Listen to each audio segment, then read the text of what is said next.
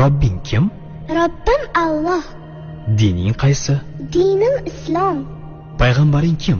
Payg'ambarim Muhammad sallallohu alayhi vasallam. Kitobing qaysi? Kitobim Qur'oni Karim. Tilaging nima? Tilagim iymon. Qiblang qaysi? Qiblam Ka'batulloh. Millating qaysi? Ibrohim Halilulloh millatidanman. Kimning mazhabidansan? Imom Azam Abu Hanifa mazhabi. Do'stlaring kim? Do'stlarim chahor yorlar. Ular kimlar? Abu Bakr Siddiq, Hazrati Umar, Hazrati Usmon, Hazrati Alidir. Qachondan beri musulmonsan? Al-Misoqdan beri. Al-Misoq nima? Alloh taolo ruhimizni yaratib, ulardan va'da olgan kun. E'tiqoding qaysi?